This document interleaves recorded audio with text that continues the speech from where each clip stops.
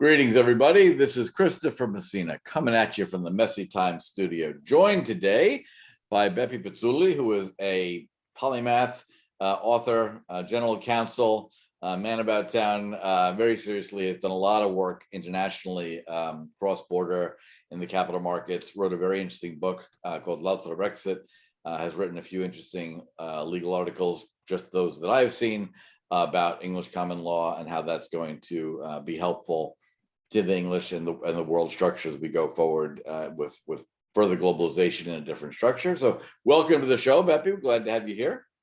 Delighted to be here, Chris. Thank you for inviting me. Excellent, excellent. Well, we'll kick right off. It's October 10th, 2021, and we've had no shortage of things to talk about in the world. I've been covering a little bit the insanity of the lockdown, fascism in Victoria in Australia, and also some of them related madness here in the US, but for our American listeners who haven't paid as much attention to continental Europe, can you give us a sense of kind of what the riots in the streets about Green Pass in Italy are about?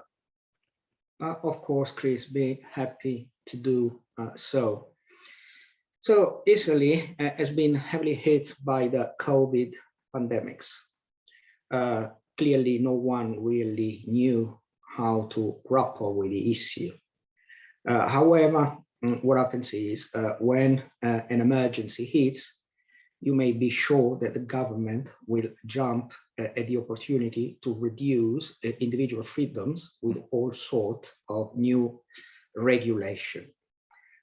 Some of the totalitarian movements of Europe of the 19th/20th century started with health emergencies or pandemics.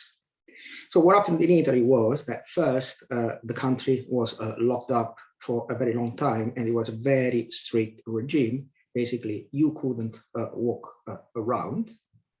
And then after a large-scale vaccination campaign, the government has introduced papers, right, to allow people to walk around freely in the streets, get back to work, or even frequent public houses and restaurants.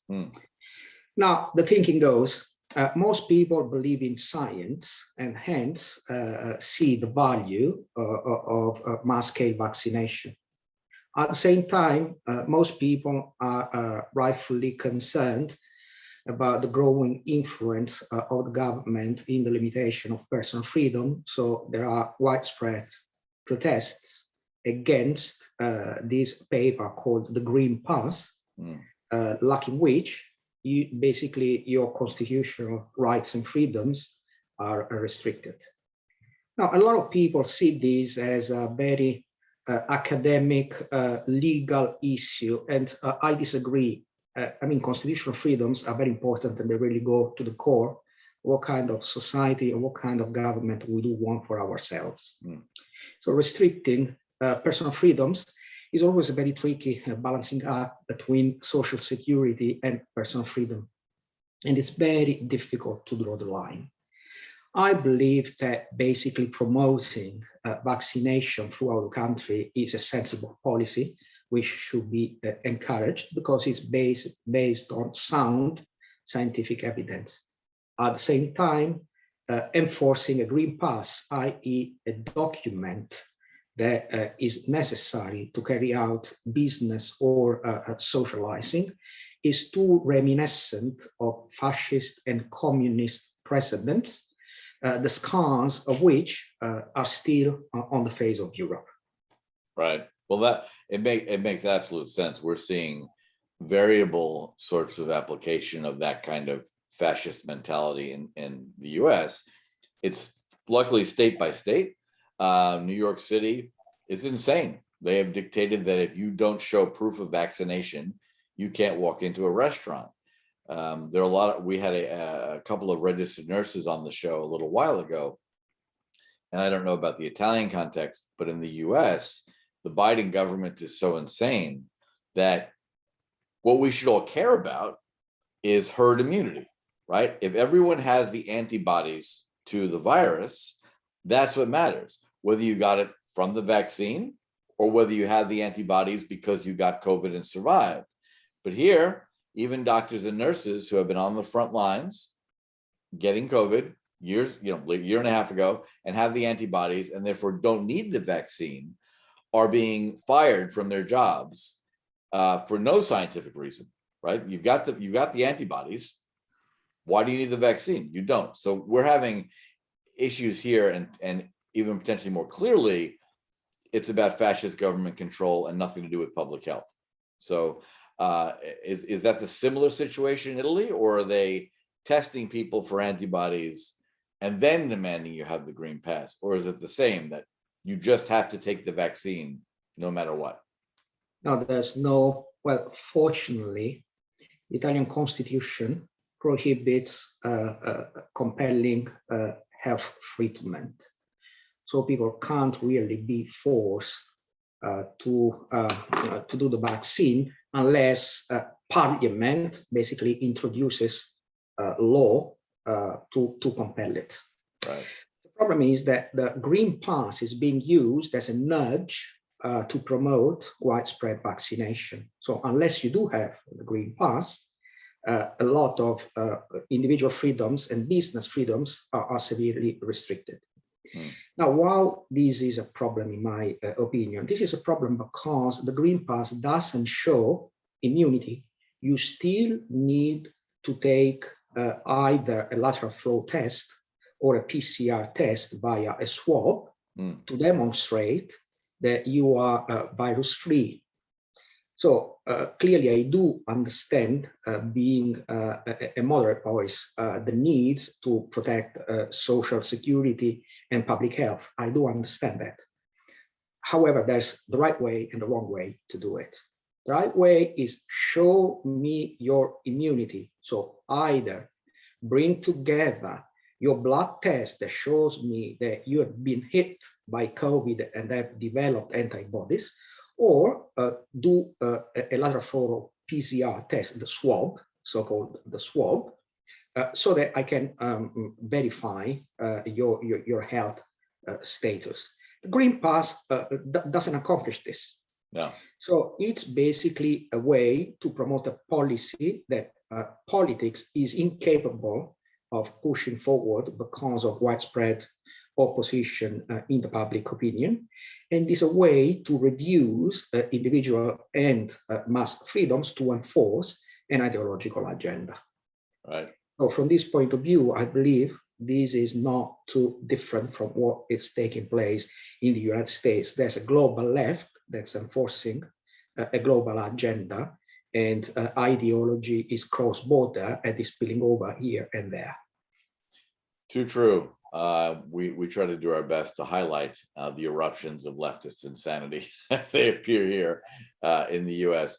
What I found interesting about the interruption, interesting is a bad word, about the interruption that this virus has caused in the last 18, 19 months, is that all the processes that were leading from Brexit, right? Both how the United Kingdom will deal with Europe and the rest of the world, how things change or do not have to change in commercial relationships. I'm most curious because you spent a lot of time on this and have been, I gather, a fairly strong proponent that Brexit made sense and that good things can come out of that. Maybe we should touch on that a little bit. I mean, what having now seen it going on for the last few years, both the vote and all the politics, and then the process of actual Brexit, what are you seeing as the best developments, both kind of for the continent and the UK? And have there been any problems that you did not foresee that are turning out to be a real issue? Not really, to be honest with you. As you said, I've been a vocal proponent of Brexit. And I think that Brexit is good for the United Kingdom. Now, I'm not sure that exit from the European Union is a viable alternative for other countries. But from the point of view of the United Kingdom, I think it made a lot of sense for a number of reasons. The first one, some of the competitive advantages that the United Kingdom was capable of building over about 1,000 years were being eroded by continued membership in the European Union. One example is the English common law, which for 40 years had to endure contamination from European Union law, thereby harming the competitive advantage of the City of London vis-à-vis the global capital markets. Now, having the power and the possibility to trade freely in a free trade area of 450 million consumers offset some of the damages that contamination brought about against common law. But once Brexit is done, in area the EU law needs to be cleansed to restore the unique features of the English common law. Second, Brexit does much clarity. Continental Europe now is a social democratic bloc governed by the Napoleon Code with an extended welfare network. All of this doesn't fly well with the economy of the United Kingdom. The economy of the United Kingdom is still based upon entrepreneurship, low tax, light touch, regulation, ambitions and opportunities for all the citizens. And the United Kingdom proves that freedom and prosperity are grounded in international trade rather than regulatory convergence. Third, the European Union is becoming a Eurasian bloc. Germany, the dominant country in the 27-nation bloc, has pursued for most of its history Ostpolitik, i.e. eastward expansion. Why? Well, Europe westward ends with the Atlantic Ocean. So German technology needs to expand eastward in order to maintain its mercantile tilt and in order to fuse their technology with their massive need for commodities. Now, this could actually be an alternative for some of the European countries, but certainly in the global competition, which I have nicknamed the new G2 or Cold War II between the United States and China, siding up with rogue countries such as China, Russia, or even Iran, which is one of the largest trading partners of Germany, certainly runs against everything the UK has been standing for since 1066 with the invasion of Norman the Conqueror. So expecting the United Kingdom to take side with Berlin in the global competition against autocracies, I think would be a stretch and would be repugnant to most of the country. So for these and other reasons, I've been a vocal proponent of Brexit. And I believe that international trade, free market economy, enterprising, thrift, self-reliance, and national sovereignty are the ingredients to guarantee the British people prosperity and freedom. Thank you. That's perfectly well put. And I think a lot of our listeners will recognize those arguments and wish that they had put it so clearly. That makes a lot of sense. Now, in terms of... They are clear not because they are my thoughts, but because I follow in the footsteps of Lady Thatcher, and I believe that more sound Thatcherite policies are the right answer to these global crises. Oh, I entirely agree. You were preaching to the choir when it comes to low tax, low regulatory touch, increased freedom, and the ability, in the States here, especially having grown up in Silicon Valley on Wall Street, we call it the freedom to fail, right? You start a company, you try really hard. Some of them work, some of them don't, but you learn a lot. And everyone that becomes a big business success in the US has at least one or two signal failures, and it taught them how to succeed. So is there, as curious you say that about the UK has always been a bit separate from the continent in terms of both the common market and then the EU itself.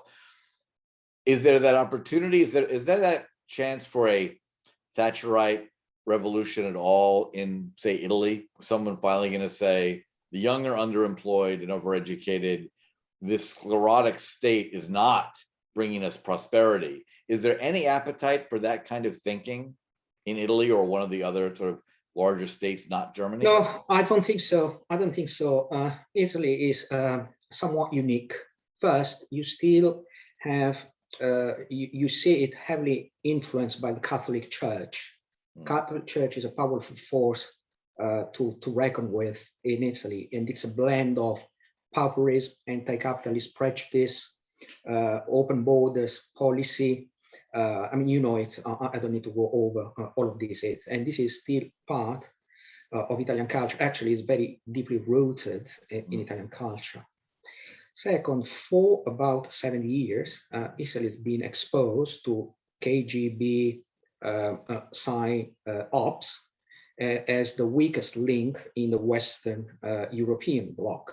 So communist culture runs very deeply inside the inner dynamics of the Italian nation. And most of the media in the universities do sympathize with Marxist theories, as declined by Italian intellectual Antonio Gramsci, who theorized the hegemony of leftist culture. Third, the European Union itself runs counter Thatcherite policies. With fall of the Soviet Union, now you do have another Leviathan who's trying to unify Europe under a centralized power. And this is the European Union. I mean, its institutional architecture is modeled after the Communist Party of the Soviet Union, with unelected bureaucrats, i.e. the nomenclatura or the apparatchiki, basically running the show without democratic accountability. But you also have an easy way out. You immigrate. Globalization allows talent to be mobile. So the most talented young Italian people go to the United States, to Australia, to the United Kingdom, to New Zealand, to Canada, i.e.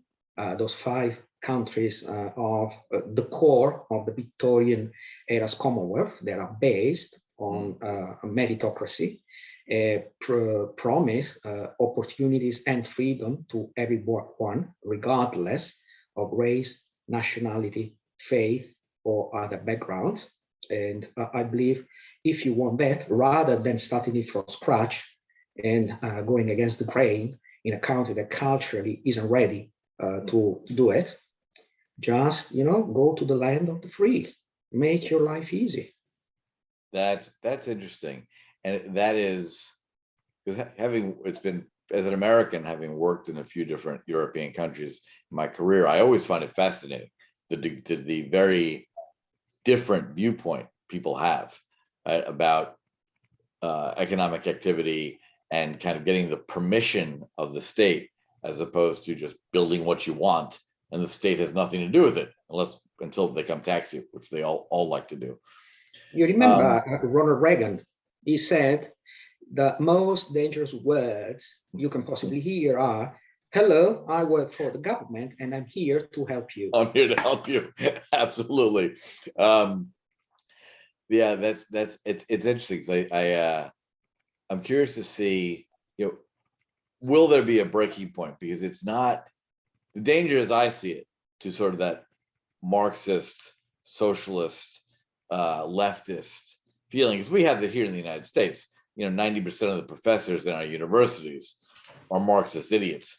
But for whatever reason, a lot of people go to university, hear their communist professors babble for 4 years, get their degree, and go to Wall Street or Silicon Valley or go earn a living. And it's this memory of these lefty idiots that I had to put up with for 4 years. It doesn't impact them.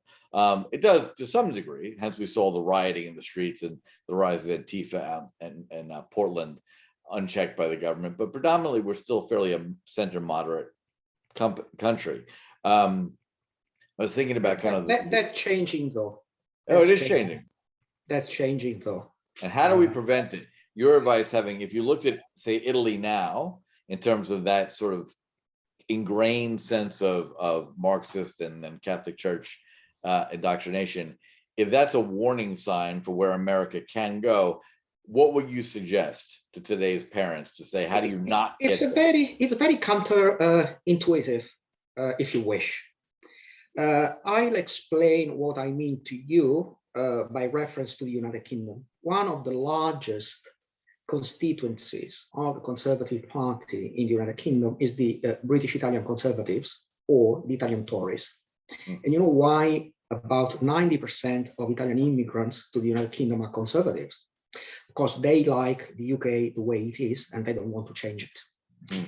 They like the Queen, they like the pageantry, they like the tradition, they like the institutions, they like the British style of democracy, they like the square mile and the opportunities afforded and granted by the City of London, they like the imperial past, right? We don't want to change that, and that makes us conservatives.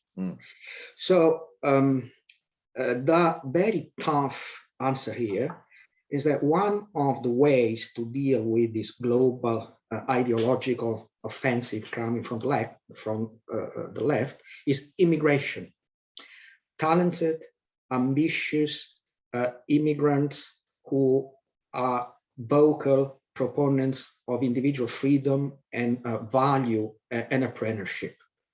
So the crackdown of China on Hong Kong has produced 2.3 million immigrants to the United Kingdom who've been welcomed with open arms, because they bring with them a very strong, deeply rooted desire for freedom and an equally strong spirit of entrepreneurship. So although being soft on immigration runs counter core conservative policies, I think in exceptional times, as we live, it can be a very powerful weapon to use against group thinking of the Marxist type.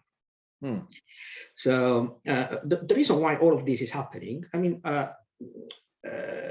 Nikita Sergeyevich Khrushchev gave you the answer in 1953 when he said, crisis after crisis after crisis will feed the West a spoon of socialism until they will wake up fully blown communists without even realizing it.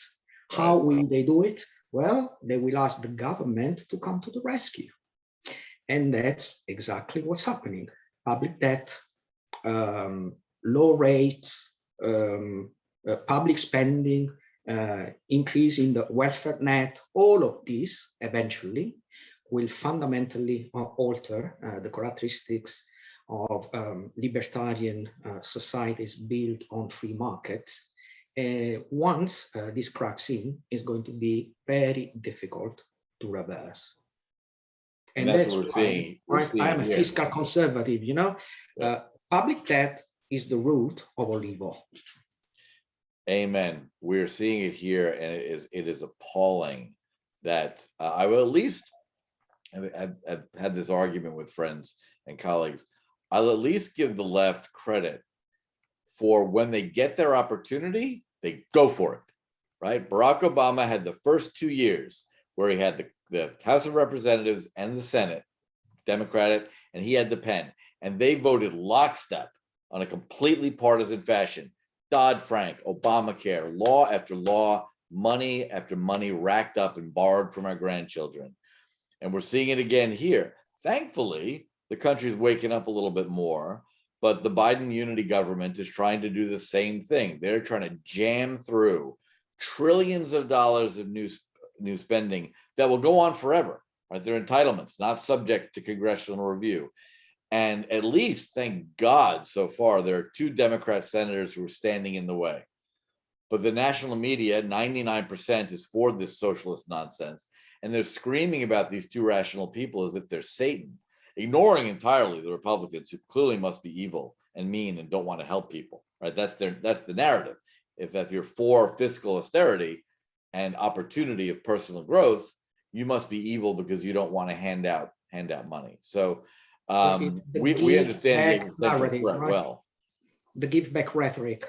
See, there's a great book which I recommend for reading to all your audience, and this control the words, control the world.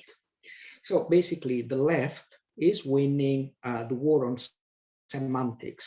I mean, basic ideas are changing meaning, and they become permeated with ideological nuances that alter their original meaning. So when you say equality, that sounds good, doesn't it? That's great. I mean, who can possibly be against equality? The problem is equality of opportunities. Right. Equalities on the starting blocks. It can't possibly translate into equality of bank accounts or equality of outcomes, because there are a lot of variables, right, in the process of building inequalities. So if we change the narrative into fighting injustice, clearly we'll be doing a good service to democracy.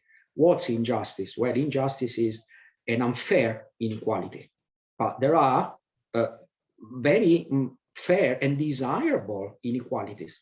The inequality between Tom Brady and me when playing football, I mean, is evident, right? And so is the inequality of a hedge fund manager who bets his own money in the markets and the government that raises tax and funds. So let's fight injustice rather than fighting equality if we want to build a fair and just society. And this goes on and on, on basically the entire public discourse. So to the extent we let ideological left to win the war on semantics, we are going to lose, I don't use the word war, the competition on politics, because politics are a competition for us. I mean, we are conservatives. We don't see political adversaries as enemies, but as competitors. To them, there's a war here to be fought and won at all costs, with all means, fair or unfair.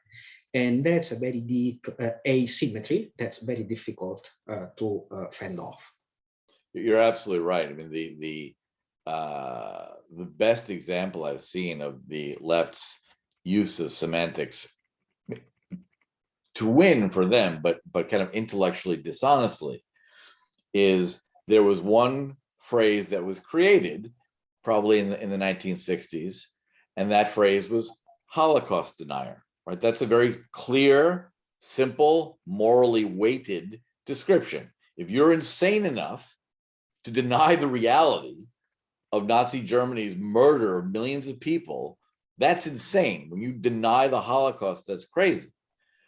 The left took that and they've now applied that as an epithet to anyone they don't like. So you're a climate denier, right? You're instead of being someone who has a range of rational arguments as to whether someone who's healthy under 35 should take a vaccine, you're a vaccine denier, right? They've taken a very powerful phrase and they've completely misused it. Now they continue to do that, and it gets less and less impactful. In the United States, for example, there's a great joke, this thing called the PC dictionary that was written. And the idea was, if you don't understand what your leftist family members are talking about over Thanksgiving dinner, this dictionary will help you. And the definition of racist in the PC dictionary was anybody who disagrees with you about anything, right? So we've seen that here, and it's become a joke, right? So we see that kind of leftist war. What I'm curious about is, I see here in the United States, because I moved, as I say, I moved from New York to America. When I moved to Florida, most of the people I deal with here on a day-to-day basis, they don't care about what happens in Washington. Luckily, we have a fairly well-run state, no taxes, great place to live. So while the left is concentrated on winning the war of words, here in the United States, their audience for that war might be 20% of the population. No one else is listening, right? So they're getting very excited, and I watched them completely befuddled. None of them understood how Donald Trump could have won. Like, it just seemed to them impossible. In the island of Manhattan, 92% of people vote Democrat. So if you live there, it seems utterly impossible to you that Donald Trump could have won the presidency. Is kind of the opposite situation what prevails in most of continental European societies, where ideas that you and I take for granted about free will, freedom of opportunity, individual responsibility, are those just have been so far pushed out of the public square that it would take a very concerted war of the words to get back? Is it even possible? It's not possible because the issue is no longer a political issue, it's an anthropological issue. I mean, the Homo Europaeus has turned into someone brainwashed since birth in believing there is only one side to the world. Mm. And see, I mean, one example of this is this, I find frankly unacceptable debate about European strategic autonomy, or if you wish, the European army, because that will involve the rearmament of Germany. Great idea. You fought 2 world wars against Germany to prevent Germany, right or wrong, to put up and build a fully armed army again, yet people still fight, the battle to break away from a long-lasting alliance with the United States to pursue strategic autonomy based on the dominance of Germany. So what I believe is going on here, it's the political equivalent of the Stockholm syndrome. Once you get kidnapped, you fall in love with your oppressor. And I don't know, frankly, how to remedy this. I mean, in many respects, I'm an outside watcher of this freak show. One day, I will pack up, go to Israel, go back to the United Kingdom, come to the United States, and part of the issue, as far as I am personally concerned, will be fixed. Right. Whether the battle can be won in Europe, I don't think so. I think we need to steer ourselves to have a socialist bloc on the continent, and for the foreseeable future, I think that's going to be the society and politics that European people want. Wow. And is there, I mean, as Thatcher so beautifully said, the problem with socialism is eventually you run out of other people's money. Is there a point at which the system just collapses? Like here in the United States, Social Security and all the entitlements that have been built up since the socialists in a wheelchair started them and Lyndon Johnson added on, right? They're becoming untenable. A huge chunk of the federal budget is on autopilot, which first off is unconstitutional, completely illegal. It should never happen. But at some point with this last bout of massive entitlements, you're either going to get rampant inflation or default. Like at some point in the future, either Social Security recipients won't get a check, or they will get a check, but it won't matter because you'll get your $4,000 a month and it will pay for a loaf of bread. So is there a similar breaking point that could happen? I mean, the EU went through that crisis. Well, clearly there is. Clearly there is, Chris. I mean, history teaches you that crisis of this magnitude normally get a reset by one of 3 means: war, bankruptcy, or invasion. Take Greece as an example. Greece was first bailout after bankruptcy, then kind of invaded by China that has taken over their strategic infrastructure, such as the Piraeus port, and partly by Germany, right, that basically controls most of the former government-owned assets that have been transferred to Germany in compensation for the restructuring of public debt. Now, I don't mean to predicate a war, but I suppose that with public spending growing so rapidly, and in some countries such as Italy, you have already reached 160% of the GDP. 67% of the GDP is public spending. Unemployment is steady at 13%. Aging against a secular trend of an aging population. So clearly, I mean, you need a reset. Ruling out a war, that reset can only come from a bankruptcy. So I think that economic restructuring will be the wake-up call for most of the European countries that are living on cuckoo land. Wow. Well, I appreciate that. So kind of in closing, what would be the most important thing you're seeing that is happening in global markets that is still possible to go either way, or leaving aside the stuff that is just impossible to change, right?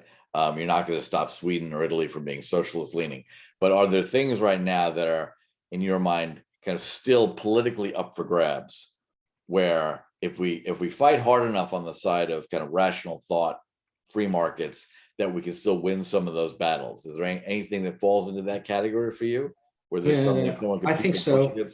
I think so. Two words. Word number one, inflation. Word number two, China. So on inflation, people need to come to terms with the harsh reality that a supply side induced inflation can only be fought with high interest rates. So hawkish monetary policy, I believe, is necessary to rein in this shadow tax that wipes off individual wealth. And second is China. The Democratic administration led by Bill Clinton made the unforgivable mistake of prematurely admitting China into WTO. Amen. Based on one of those periodic delusions of the global left. I mean, you expose China to democracy, hence to free market, hence democracy will follow. Well, no. Nope. No, because now they have ignited state capitalism, which creates a power asymmetry that's very difficult to reverse, because it gives China a massive competitive advantage, and no one sane of mind will give up that competitive advantage without a mechanism of coercion. Right. And you're seeing the first signals of this in Taiwan. So I think once the people in Europe will realize that China is a clear and dangerous present danger right at the door gate, perhaps there may be yet another wake-up call that will make, right, that will probably be capable of bringing about much needed change. Well, with that, that's one of the best definitions I've ever yet heard of someone who's intelligent, is someone who agrees with you. So we'll officially dub you a Messy Times Genius Laureate. We're very focused on those same issues. I'm very grateful, and I expect the sheepskin. Absolutely. We'll come right on. We don't believe, and thank you. Talk about tradition. Paper decays and falls apart. The only thing to trust in this world is vellum. Absolutely. Well, thanks so much for your time. We appreciate it. Until next time, we wish you luck in your endeavors. And if you indeed emigrate to the US, we'll do this live here and in person. So thanks a lot. Likewise, it's been great to see you, and talk soon.